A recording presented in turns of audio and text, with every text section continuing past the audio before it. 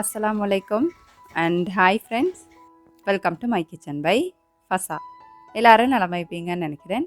இன்னொரு வீடியோவில் எல்லாரையும் சந்திக்கிறதுல சந்தோஷம். இன்றைக்கு வீடியோ வந்துட்டு உங்களுக்கு இந்த சத்தம் கேட்டாலே விளங்கிக்கும். ஒரு கப் மிஞ்ச சோறு வச்சு மொறுண்டு தோசை எப்படி செய்கிறேன்னு பார்ப்போம்.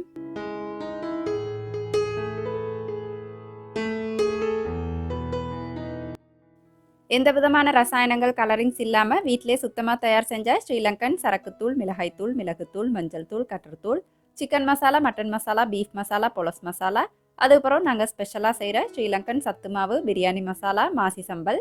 உங்களோட வீட்டு வாசலுக்கே ஆர்டர் பண்ணி எடுக்கலும் டீட்டெயில் எல்லாம் டிஸ்கிரிப்ஷனில் தந்திக்கிறேன், வேணுமெண்டா பார்த்துக்கோங்க.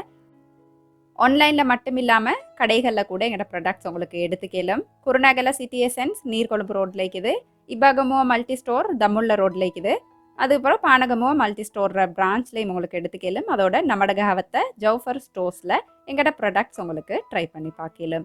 ஃபசா ஃபுட், பாரம்பரிய சுவையின் ஞாபகம்.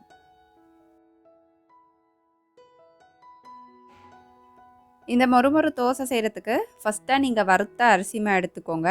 வறுத்த அரிசிமா வந்துட்டு கடைகளில் உங்களுக்கு கிடைக்கும். அப்படியே கிடைக்கல, நான் வந்துட்டு இடியாப்பமாக தான் யூஸ் பண்ணுற வீட்டில் அப்படின்னு சொன்னால் அந்த கடையிலேருந்து வாங்குகிற இடியாப்பமாவை லேசான ஒரு நிறம் வரத்துக்கு நீங்கள் வறுத்துட்டு எடுத்தீங்க அப்படின்னா தோசை வந்துட்டு கொஞ்சம் எக்ஸ்ட்ராவாக மொறுமொறுப்பைக்கும். வச்சுட்டு கட்டாயம் லேசாக வறுத்துட்டு அப்படியே எடுத்துக்கோங்க. நான் வந்துட்டு எப்போவுமே நான் யூஸ் பண்ணுற இந்த இடியாப்பத்துக்கு யூஸ் பண்ணுற மாதிரி தான் எடுத்துக்கிறேன். அதோட வந்துட்டு சோறு, நீங்கள் சமைச்சிட்டு மிச்ச சோறு இருந்தாலும் சரி, நீங்கள் சமைச்ச சோறு உங்களுக்கு இருந்தாலும் சரி, அதில் வந்துட்டு கொஞ்சம் இப்படி சேர்த்துக்கோங்க. சோறு வந்துட்டு உங்களுக்கு எதுவும் எடுக்கலும், பெரிய அரிசி சோறு அப்படி இல்லாட்டி சம்பா அரிசி, நீங்கள் எதை வீட்டுக்கு சாப்பிட்றதுக்கு சமைக்கிறீங்களோ அதில் வந்துட்டு கொஞ்சம் எடுத்துக்கணும். தோசையிட அந்த ஷேப் எல்லாம் சரியாக வாரத்துக்கு கொஞ்சமாக ஆட்டாமா அப்படி இல்லாட்டி மைதாமா சேர்த்துக்கோங்க. மைதா அப்படின்னு சொன்னால் ஸ்ரீலங்காவில் நாங்கள் கோதுமைமா அப்படின்னு சொல்லுவோம், அந்த வெள்ளை கலர்மா. அது அப்படி இல்லாட்டி ஆட்டாமா கூட உங்களுக்கு சேர்த்துக்கலும். கொஞ்சமாக மிச்சம் இல்லை, கொஞ்சமாக சேர்த்துட்டு அதுக்கப்புறம் நீங்கள் தயிர் சேர்த்துக்கணும். தயிர் வந்துட்டு அந்த சட்டி தயிர் இருக்குது இல்லையா, நல்லா புளிச்ச சட்டி தயிர், அதை எடுத்தீங்க அப்படின்னு சொன்னால் பெஸ்ட் ஆகிக்கும். சரி, எனக்கு அது கிடைக்கவே இல்லை அப்படின்ற பட்சத்தில் வந்துட்டு நீங்கள் செட் தயிர் இருக்குது இல்லையா, அந்த செட் ஆகின கேர்டு நாங்கள் வந்துட்டு இப்படி பிளாஸ்டிக் கப்பில் எல்லாம் வாங்குவோம், அது யூஸ் பண்ணிக்கலாம். உங்களுக்கு கிடச்சிச்சு அப்படின்னா கட்டாயம் சட்டி தயிர் யூஸ் பண்ணிக்கோங்க.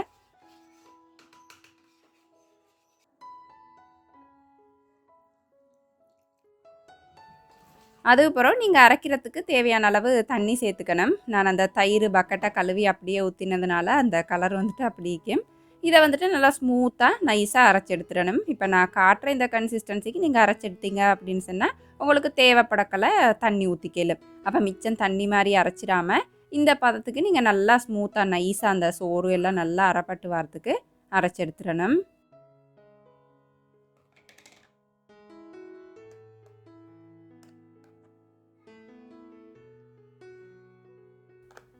இப்போ வந்துட்டு இது ஒரு வேறு பாத்திரத்துக்கு மாற்றிட்டு இப்போ நீங்கள் அந்த தோசை கன்சிஸ்டன்சிக்கு தேவையான அளவு இதுக்கு தண்ணி ஊற்றி உங்களுக்கு கலந்துக்கலாம். தேவையான அளவு உப்பு கொஞ்சம் சேர்த்துக்கோங்க. சேர்த்துட்டு அந்த மிக்ஸி ஜாரே நல்லா கழுவிட்டு அதாலே அந்த தண்ணியையும் சேர்த்திங்க அப்படின்னு சொன்னால் உங்களுக்கு கன்சிஸ்டன்சி பார்த்துக்கலாம். நான் காட்டுற இந்த பதத்துக்கு நீங்கள் கரைச்சி எடுத்துட்டீங்க அப்படின்னு சொன்னால் உங்களோட தோசை வந்துட்டு நல்லா பர்ஃபெக்டாக மொறுண்டு வரும்.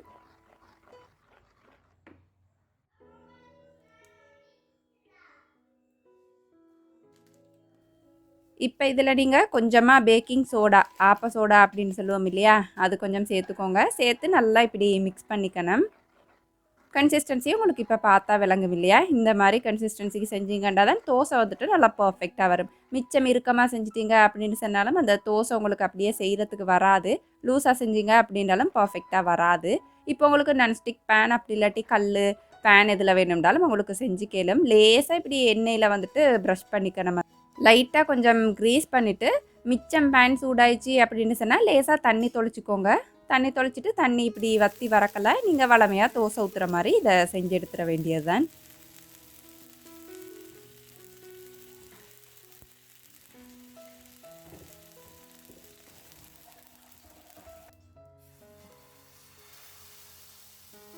நெருப்பை வந்துட்டு மீடியம் ஃப்ளேமில் வச்சுட்டு நாங்கள் வளமையாக தோசை செய்கிற மாதிரி தான் கொஞ்சம் பொறுமையாக செஞ்சுக்கணும். ஏன்னா நிறைய ஊண்டி செஞ்சுங்க அப்படின்னு சொன்னால் அந்த ஓரங்கள் பிஞ்சு பேத்திரையிலும் அந்த மாதிரி ஆயிரும். அதை சுற்றி கொஞ்சம் பொறுமையாக செஞ்சுட்டு உங்களுக்கு எவ்வளோ பெருசாக வேணுமோ அந்த அளவுக்கு மாவு ஊற்றி செஞ்சுக்கலாம். இந்த மெல்லிசு அதுவும் தானே உங்களுக்கு எப்படி வேணுமோ தடிப்பமாக வேணும் அப்படின்னா தடிப்பமாக ஊற்றிக்கலாம், மெல்லிசாக வேணும் அப்படின்னு சொன்னால் மெல்லிசாக ஊற்றிக்கலாம். லேசாக வெந்து வரக்கலை, லேசாக நிறம் மாதிரி வரக்கலை எண்ணெய் அப்படி இல்லாட்டி நெய் சேர்த்துக்கலாம், நல்லா டேஸ்ட் ஆகிக்கும். இல்லை எனக்கு எதுவுமே வேணாம், நான் எதுவுமே சேர்க்க மாட்டேன் அப்படின்னு சொன்னால் ப்ளெயின் தோசை செஞ்சு சாப்பிட்டீங்க அப்படின்னா கூட நல்லா டேஸ்ட் ஆகிக்கும். எண்ணெயை ஊற்றிட்டு நல்ல ஒரு கோல்டன் ப்ரௌன் கலர் இப்படி அடியில் வரக்கலை நீங்கள் இதை எடுத்து சர்வ் பண்ணினீங்க அப்படின்னு சொன்னால் நல்லா கரை முரண்டு தோசை சாப்பிடலும். எந்த சைட் டிஷ் வச்சு கொடுத்தீங்க அப்படின்னாலும் நல்லா டேஸ்ட் ஆகிக்கும். இன்ஷால்லா கட்டாயம் ட்ரை பண்ணி பாருங்கள். இந்த தோசை வந்துட்டு நிறைய நேரம் வரைக்கும் நல்லா கிறிஸ்பியாக வைக்கும். அதை சுற்றி உங்களுக்கு நிதானமாக அப்படி சுட்டு சுட்டு கொடுக்கலாம். இல்லை எனக்கு சாஃப்ட் தோசை தான் வேணும் அப்படின்னு சொன்னால் எல்லாத்தையும் வந்துட்டு சுட்டு முடிச்சுட்டு உங்களுக்கு பிறகே சர்வ் பண்ணலாம். ஆனால் தோசை எப்போவுமே இப்படி கிறிஸ்பியாக சாப்பிட்றதுக்கு நல்லா டேஸ்ட் ஆகிக்கும் இல்லையா? நான் வந்துட்டு இதோட சாப்பிட்றதுக்கு கடல் மீனில் ஒரு கிரேவி செஞ்சுருந்தேன். அது வந்துட்டு இந்த தோசையோட சாப்பிட்றதுக்கு வேறு லெவல் டேஸ்ட்டாக இருந்துச்சு. இன்ஷால்லா இந்த தோசையை கட்டாயம் ட்ரை பண்ணி பாருங்கள். இந்த வீடியோ உங்களுக்கு சுவாரஸ்யமாக இருந்திக்கும் அப்படின்னு நினைக்கிறேன். அளவாக சாப்பிடுங்க, அந்த அளவில் ஆரோக்கியத்தை அதிகமாக சேர்த்துருங்க. வாழ்க வளமுடன். தேங்க்ஸ் ஃபார் வாட்சிங்.